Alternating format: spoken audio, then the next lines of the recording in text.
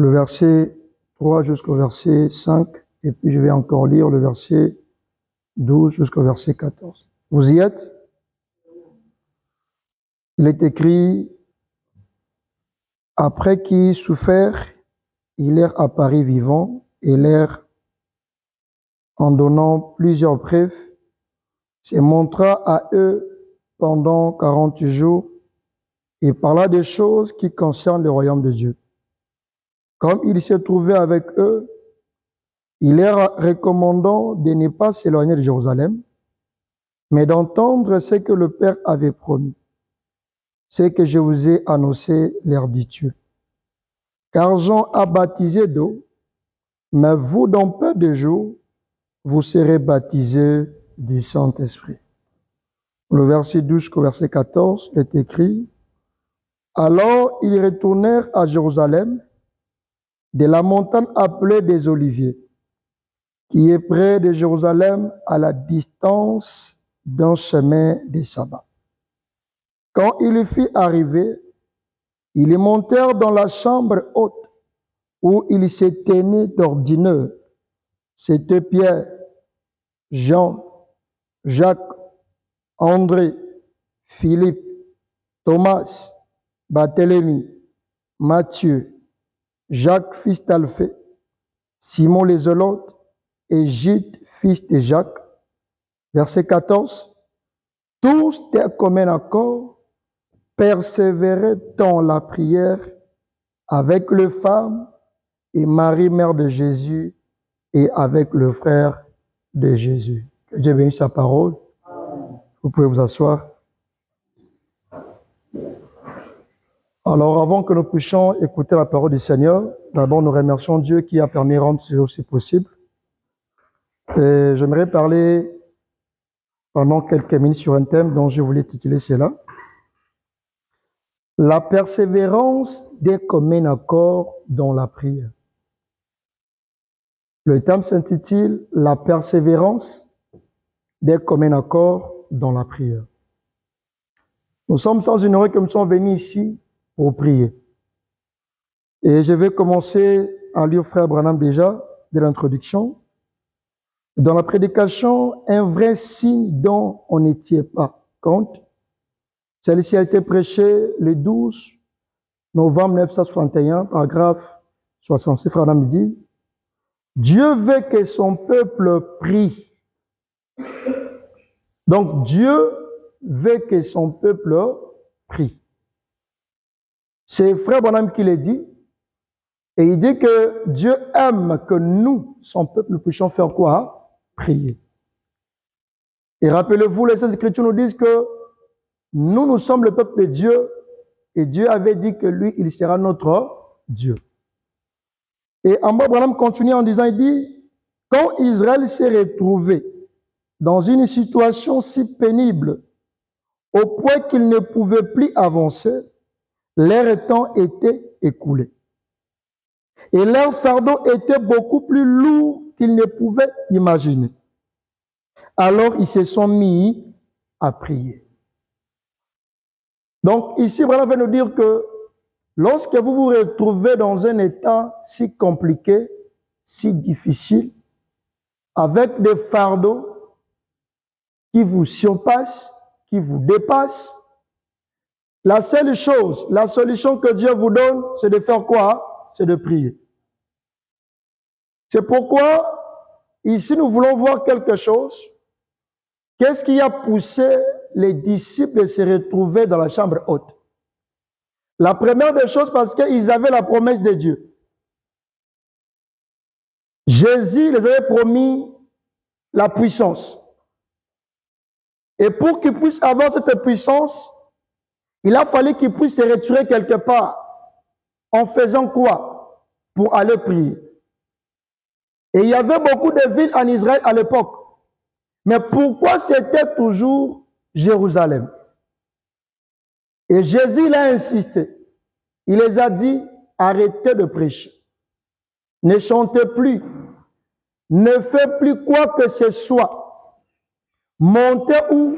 À Jérusalem. Et c'est là-bas que moi, votre Dieu, je vous accorderai ce que je vous ai promis. Donc, lorsqu'ils montaient à Jérusalem, ils avaient la promesse de Dieu avec eux. Et frère Branham me dit, qu'est-ce qu'il dit? Il dit que si vous voulez avoir une puissance, il faudra vous de prier. Dans la prédication conduite par l'Esprit de Dieu, elle a été prêchée le 23 juillet 1956. Je commence au paragraphe 141. Frère Branham me dit, si vous voulez que Dieu envoie la puissance sur vous, mettez-vous à prier et à croire. Le Saint-Esprit vous accordera cela. Si vous voulez avoir la puissance avec vous, comme Jésus vous a promis, frère Branham me dit, mettez-vous à faire quoi? À prier. Et non seulement à prier, mais à croire aussi à votre prière. Et une fois que vous allez croire à votre prière, c'est comme ça que le Saint-Esprit vous accordera ce que vous avez à demander à Dieu. Et il faudra d'abord monter, demeurer dans la chambre haute, en Jérusalem, là où Dieu vous a promis. Et lorsque nous voulons un peu définir ce mot-là, ou la vie de Jérusalem, vous verrez qu'à la fin, il y a Salem. Et Salem veut dire la paix. Donc, Jérusalem était considérée étant une ville de paix, une ville où les gens devaient avoir communion avec Dieu. C'est parce que c'est dans cette ville appelée Jérusalem que le temple de Salomon avait construit, ça s'est retrouvé. Donc, en quelque sorte, dans toutes les autres villes d'Israël, ces villes-là, on appelait cela des villes d'Israël. Mais dans chacune de ces villes, ils avaient ce qu'on appelait des synagogues. Mais la seule ville où il y avait le temple que Dieu avait demandé qu'on puisse construire pour lui, ça s'est retrouvé en Jérusalem. Et c'était considéré étant une ville de paix. La félicité ou la grâce de Dieu, ça se trouvait où les gens venaient pour trouver la paix avec Dieu dans leurs problèmes. C'est pourquoi le Seigneur Jésus, pour se conformer aussi au principe que Dieu avait établi déjà, il devait que recommander à ses disciples de monter où? En Jérusalem. Et c'est là que Branham me dira, et l'histoire nous raconte que si nous parlons de Jérusalem, parce que c'était une ville qui a commencé avant la naissance de Jésus-Christ, et c'était 1500 ans avant la naissance de Jésus. Et cela a été planté par ce roi appelé Melchisedec, qui était le roi de Salem. Et c'est là-bas que cette ville qui était comme la capitale de Palestine, Jérusalem, qui a été comme restée comme une référence de plusieurs. Mais nous, aujourd'hui, on ne peut plus monter là-bas en Jérusalem. Mais notre Jérusalem, en ce jour-ci, c'est dans les promesses de Dieu. Et Branham dit, aujourd'hui, Dieu ne peut plus raconter quelqu'un si ce n'est que dans les 100 versets du Seigneur Jésus-Christ. C'est pourquoi les Saintes Écritures nous dira que là où deux ou trois seront ensemblés en son nom, au nom de qui? Non pas de vous et moi, mais au nom du Seigneur Jésus-Christ, lui, Dieu, il sera au milieu d'eux. Et les chrétiens nous disent que s'ils peuvent être des communs accords, de même objectifs, de mêmes ambitions, de mêmes pensées, et demander quelque chose en son nom, au nom de qui? De Dieu, qui est le Seigneur Jésus-Christ, lui, Dieu le fera, afin que le Père soit glorifié dans le Fils. C'est pourquoi considérez cette occasion étant une occasion qui est merveilleuse que Dieu vous a donnée. Pour venir vous décharger, pour venir vous ressourcer pour venir afin que Dieu puisse accomplir les promesses qu'il a faites à travers votre vie.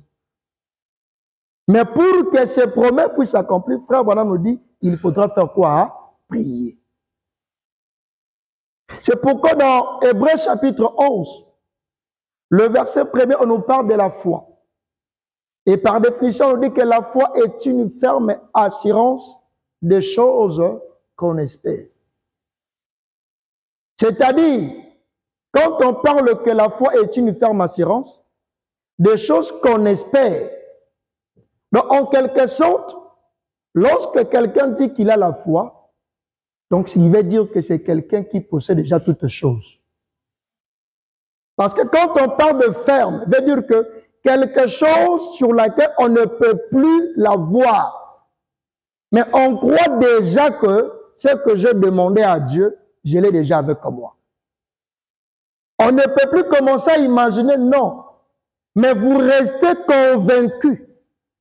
Et vous croyez que tel que je vais prier cette nuit, Dieu, il va m'exaucer. Non pas venir avec des doutes. Non pas venir avec des manières qui ne sont pas correctes. Mais venir avec une ferme assurance. Venir étant quelqu'un qui est convaincu et concerné. Que pour ce que je traverse, pour ce qui m'arrive, pour mes fardeaux, je n'ai pas quelqu'un d'autre qui peut m'accorder la solution si ce n'est que Dieu. Et frère Branham me dit, ce que nous aimons devant notre Dieu, c'est quoi? Il dit que le Dieu que nous prions, il n'est pas justement le Dieu sur lequel nous prions, mais il est aussi le Dieu qui répond aux prières. Donc, lorsque vous demandez à Dieu quelque chose, vous le priez, c'est une très bonne chose, mais vous devez aussi avoir cette assurance dans votre cœur qu'il est aussi un Dieu qui exauce aux prières. Et la question se pose, jusqu'à quand on va rester à la chambre haute? Frère Branham dit, jusqu'à ce que vous puissiez avoir la chose que tu as demandé à Dieu. C'est pourquoi Branham dit que non, vous devez prier jusqu'à l'exaucement. On prie jusqu'à l'exaucement. Si vous étiez en train de demander à Dieu un téléphone, et que tant que vous n'avez pas encore obtenu ce téléphone-là, selon Frère Branham, vous n'avez pas le droit d'abandonner. Vous devez persévérer, vous devez continuer à demander jusqu'à ce que vous puissiez recevoir ce que Dieu vous a promis. Et Dieu vous a promis son esprit. Dieu vous a promis le baptême du Saint-Esprit. Dieu vous a promis la puissance. Dieu vous a promis sa grâce. Dieu vous a promis sa bonté. Et ces choses-là ne sont pas de l'histoire. C'est une réalité. Mais pour que cette réalité puisse aussi devenir une chose qui est tangible, il faudra persévérer dans la chambre haute. Persévérer dans la prière, dans le gémissement, dans la méditation. Et c'est comme ça que vous allez posséder ce que Dieu vous a promis. Ils n'avaient pas monté pour monter. Mais ils étaient obligés de monter parce qu'ils avaient la promesse de Dieu avec eux. Et Branham me dit, vous devez toujours comprendre que celui qui a fait la promesse, il n'est pas un homme. Il n'est pas un homme pour mentir. Moins encore, fils pour se repentir. Tout ce que Dieu promet à un homme, cela finit toujours par s'accomplir. Et ça nous demande à nous de faire quoi? De le prendre au mot et de croire en lui. Frère Branham me dit, ils sont montés à la chambre haute et ils sont restés là, craintifs, portes verrouillées, fenêtres verrouillées. Ils priaient à voix très basse. Ils se cachaient des Juifs jusqu'à ce que le Saint-Esprit descende sur eux. Il est venu du ciel un bruit comme celui d'un vent impétueux. Et il a rempli toute la maison où ils étaient assis. Des langues semblables à des langues de feu, séparées les unes des autres, se sont posées sur eux. Alors ils sont sortis dans la rue, dans le porte et par les fenêtres, conduits par le Saint-Esprit. Et ce feu qui a été allumé le jour de la Pentecôte descend toujours sur des cœurs honnêtes. Depuis ce jour-là, jusqu'à aujourd'hui, des hommes qui désirent être conduits par le Saint-Esprit.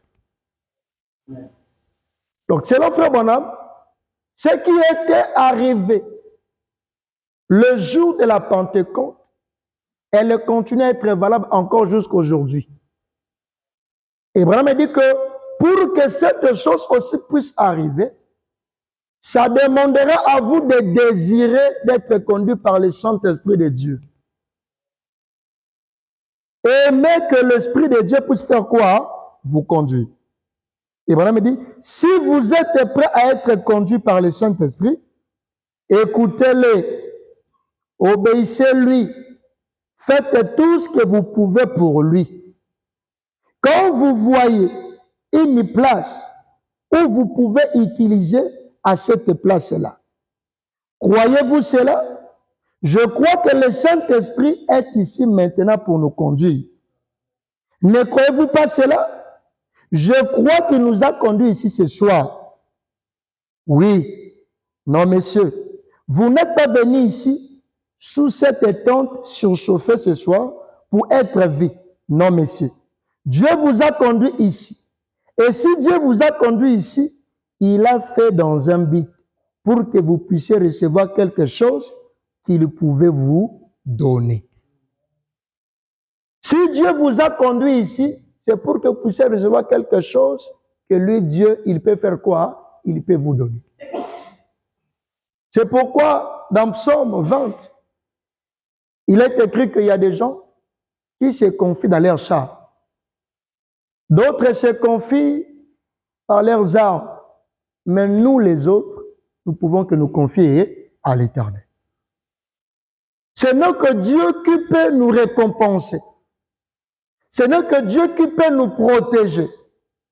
Ce n'est que Dieu qui peut venir à notre secours. Parce que les Saintes Écritures nous disent que notre Dieu que nous prions, il dit, lorsque nous crions en lui, il a toujours été attentif aux cris de ses enfants. Et non seulement ainsi, mais il nous a dit que non, il est le secours qui ne tarde jamais dans le moment le plus sombre. C'est pourquoi quand vous voyez les choses devenir difficiles dans votre vie, ne fouillez pas Dieu. Vous devez plutôt vous approcher encore de lui. Recherchez encore sa face. C'est pourquoi il nous a dit qu'il a toujours été le rémunérateur de tous ceux qui le cherchent. Comme toi, tu es venu le chercher cette nuit, vous devez aussi vous entendre que Dieu, il est appelé à vous rémunérer. Et Branham dit, il n'est pas obligé de vous bénir parce qu'il doit le faire, non. Dieu n'est pas obligé de vous bénir. Il n'est pas obligé de vous élever, non. Mais il est obligé de faire ça pour être quelqu'un qui dit la vérité à sa parole.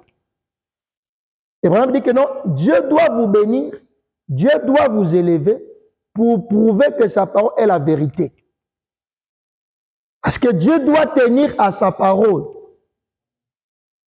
Il dit, cherchez-moi et vous me trouverez. Et si cette nuit, nous sommes des communs accords et que nous pouvons persévérer dans la prière, et je crois que nous verrons Dieu se manifester. C'est pourquoi ne prenez pas cette nuit comme une nuit où tu es venu pour peut-être dormir. Non. Profitez de cette occasion. Profitez de ces moments pour rechercher vraiment la présence de Dieu. Et qu'en quittant ces bâtiments ce matin, vous ne puissiez pas quitter tel que vous étiez entré. Que quelque chose puisse véritablement s'emparer de vous. Vous puissiez sortir ici étant quelqu'un qui a été transformé. Quelqu'un qui vient dans la présence de Dieu. C'est comme les apôtres. Ils ont demeuré dans la prière pendant 10 jours. Et lorsque le Saint-Esprit s'est emparé d'eux, c'est en ce moment-là qu'ils ont fait quoi? Ils ont quitté la chambre haute. Mais tant que la puissance que Dieu les avait promis n'était pas toujours venue en eux, ils ne pouvaient pas aussi arrêter de prier. C'est pourquoi Frère me dit que Dieu, il a besoin que l'Église puisse revenir à l'état qu'il avait au commencement. Où on pouvait avoir des réunions à l'ancienne mode, où les gens pouvaient prier toute la nuit à la recherche de Dieu, sans se fatiguer. On a posé à Frère Branham la question. Il dit, mais Frère Branham, pourquoi quelqu'un qui est chrétien, qui se dit un croyant, mais qui ne peut pas prier un peu longuement, qu'est-ce qui se passe? C'est dit à quoi? Donc, question et réponse numéro 4. Elle a été prêchée le 30 août 64. Question numéro 386. Il est écrit, Frère Branham, qu'est-ce qui ne va pas?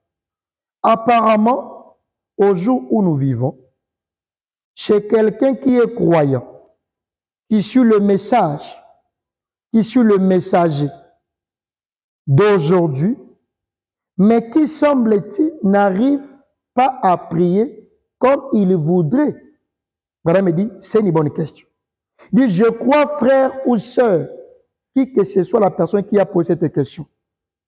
Si les gens, les croyants, ne prient pas aujourd'hui longuement, ne prient pas beaucoup aujourd'hui, c'est à cause des conditions actuelles. C'est pourquoi je vous ai toujours dit, le monde sur lequel nous vivons, c'est un monde où nous voyons l'enfer avec nous. Nous vivons avec l'enfer. Nous marchons avec l'enfer. C'est pourquoi les conditions actuelles ne nous permettent pas de beaucoup prier. Ça nous fragilise. C'est pourquoi on me dit que la prière, quand vous priez, ça vous élève dans la présence de Dieu. Parce que le monde en soi ne dégage plus une très bonne atmosphère. Les choses sont devenues si bizarres. C'est pourquoi Dieu nous donne la prière pour comme une autre chose qui va nous élever dans sa présence. Et Abraham dit, si les gens ne prient pas comme il faut, c'est à cause des choses actuelles. Il dit, parce que le réveil n'est plus dans le cœur des gens. Et le réveil ne peut que se produire si vous avez la puissance de Dieu, la puissance du Saint-Esprit en vous.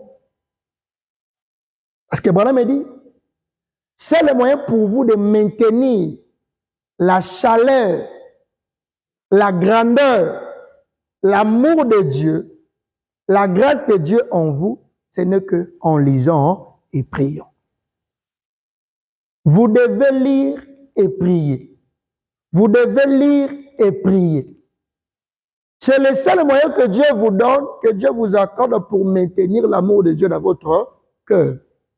Et c'est cet amour-là qui fera en sorte que vous ne puissiez pas perdre le réveil. Abraham dit, qu'est-ce que signifie le réveil? Le réveil ne veut pas dire qu'amener une chose si nouvelle, non. Le réveil veut justement dire raviver ceux qui étaient des gens dans l'église. C'est-à-dire, tel que vous êtes là, vous avez avec vous la grâce de Dieu, la divinité de Dieu en vous. Et Dieu veut que vous puissiez justement réveiller ce qui est en vous. De ne pas être si fatigué, si affaibli, non. Mais quelqu'un de prière. Parce que les Saintes Écritures nous disent que la chair est faible, mais l'esprit est disposé. La chair peut vous tirer, oui, c'est logique. La chair en soi, elle a toujours été faible. Mais Dieu vous a donné l'esprit afin que l'esprit qui est en vous puisse dominer votre chair. L'esprit a toujours été disponible. C'est pourquoi commencez d'abord et l'esprit de Dieu viendra aussi à votre secours. Mais tant que vous ne commencez pas, vous ne faites rien, vous ne fournissez pas aucun effort, rien aussi ne va se passer. C'est pourquoi Dieu nous donne des occasions pareilles pour que nous puissions prier, chercher sa face, venir d'un cœur sincère, d'un cœur honnête, nous repentir devant lui, changer notre manière de voir les choses. La repentance veut justement dire changer la conception de voir des choses.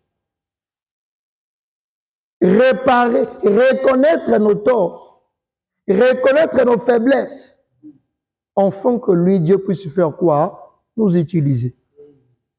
Parce que Dieu ne peut qu'agir à la manière où toi tu peux le laisser agir. C'est pourquoi nous devrions nous tous persévérer dans la prière, de commun accord, de même pensée. Et si nous pouvons demeurer de cette manière-là, nous verrons Dieu se manifester et ensemble, nous ne manquerons pas à recevoir quelque chose sur laquelle nous sommes venus demander à Dieu pour cette nuit.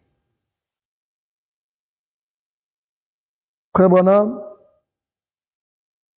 il est dit dans Dieu mal compris, il dit à peu près 10 jours plus tard, ou 40 jours plus tard, ou plutôt 50 jours plus tard, les disciples sont montés dans une chambre haute et ils sont demeurés 10 jours et 10 nuits, jusqu'au 50e jour. Tout à coup, il vint du ciel un bruit comme celui des vents impétueux. Jésus leur avait bien dit, voici, je vous envoie la promesse de mon Père. Mais restez dans la ville de Jérusalem, jusqu'à ce que vous soyez revêtus de la puissance d'en haut. Il savait qu'elle allait venir. Il savait que cette puissance allait faire quoi? Venir. Que ça devait se produire. Montez là-haut et entendez que je l'envoie.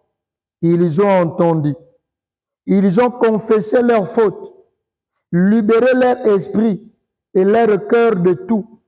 Ils étaient là à entendre, tous même d'un accord, dans un même lieu, entendre la promesse. Hommes et femmes marchant de long en large dans cette chambre haute, toutes les portes verrouillées, afin que les Juifs ne puissent pas s'y introduire et leur faire du mal. Ils étaient entrés et ils ont persévéré. Et quand ils priaient, à l'extérieur, les Juifs voulaient leur faire du mal. Mais quoi que ça, ils étaient des gens qui avaient un objectif à poursuivre. Et cet objectif, c'était quoi? Il faudra que ce que Dieu avait promis pour nos vies, ça puisse s'accomplir. C'est pourquoi ils ne pouvaient pas abandonner de prier. Ils devaient demeurer dans la prière, dans la méditation, dans la crainte d'un cœur sincère. Et c'est comme ça que Dieu était obligé de faire quoi? De les envoyer le Saint-Esprit. Alors j'aimerais que tu puisses prendre une bonne position, de vous lever.